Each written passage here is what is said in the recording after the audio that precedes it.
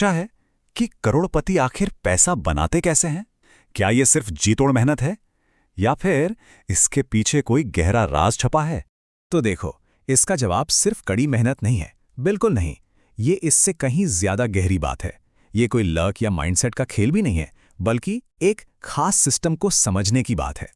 जी हाँ, एक सिस्टम, एक ब्लूप्रिंट जो दौलत बनाने का पूरा नक्शा दिखाता है। और आज हम इसी ब्लूप्रिंट को एक एक करके परत दर परत डिकोड करने वाले हैं। तो चलिए शुरू करते हैं। इस पूरे ब्लूप्रिंट की जो बुनियाद है ना, वो दौलत बनाने वाले दो जबरदस्त इंजनों को समझने पर टिकी है। अच्छा, तो यहाँ दो तरह की कैपिटल होती हैं। एक तरफ है ह्यूमन कैपिटल, यानी कि कोई भी इंसान जो अपना वक्त और मेहनत लगाकर पैसा कमाता है, और दूसरी तरफ है एसेट कैपिटल, यानी वो पैसा जो खुद अपने लिए काम करता है। मतलब सीधा सा हिसाब है।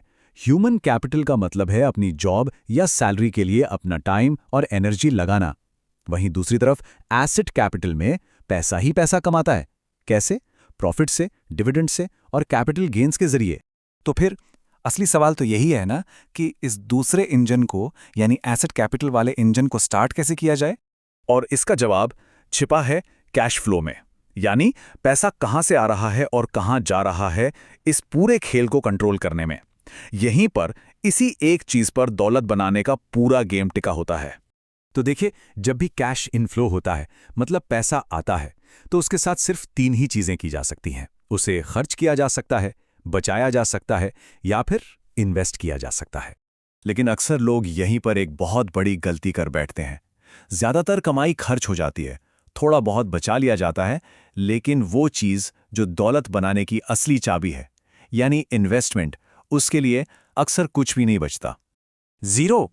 बस यही वो नंबर है जो दौलत बनाने के सपने को सपना ही रहने देता है। जब इन्वेस्टमेंट जीरो हो तो वो एसेट कैपिटल वाला इंजन स्टार्ट ही नहीं हो पाता, कभी नहीं।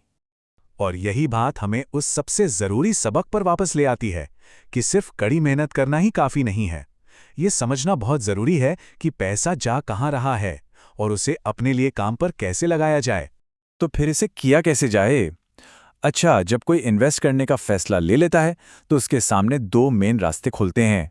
पहला रास्ता है एक्टिव इन्वेस्टिंग का।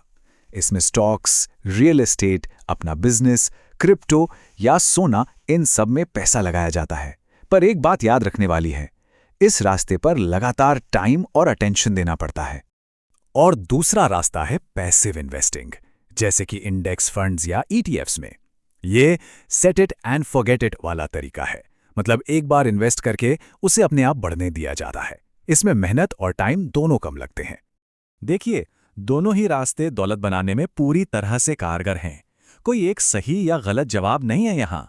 जरूरी बस ये है कि एक रास्ता चुना जाए और उस एसेट कैपिटल वाले इंजन को बस स्टार्ट कर दिया जाए। ठीक है, तो अब इन सारे टुकड़ों को एक साथ जोड़कर देखते हैं। ये वो पॉइंट है जहां ये ब्लूप्रिंट एक powerful self sustaining wealth cycle में बदल जाता है। ये देखिए, यहां पूरा सिस्टम एक साथ काम करता हुआ दिख रहा है। ह्यूमन कैपिटल यानी मेहनत की कमाई से कैश फ्लो जनरेट होता है और फिर उस कैश फ्लो का एक हिस्सा इन्वेस्ट कर दिया जाता है। ये इन्वेस्टमेंट्स धीरे धीरे एसेट कैपिटल को बढ़ाते हैं। मतलब वो जो पैसे का पेड़ है ना, वो धीरे धीरे बढ़ने लगता है और उसकी जड़ें मजबूत होती जाती हैं। और फिर असली मैजिक शुरू होता है।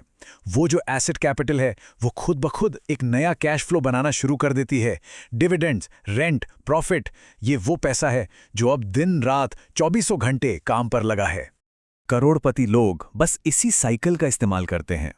वो अपने एसेट कैपिटल को इतना बड़ा बना लेते हैं कि उन्हें अपनी रोजी रोटी के लिए अपनी जॉब या काम पर डिपेंड नहीं रहना पड़ता। और असल में फाइनेंशियल फ्रीडम का मतलब यही तो है। तो सवाल है, इस पूरे सिस्टम का फाइनल रिजल्ट क्या होता है?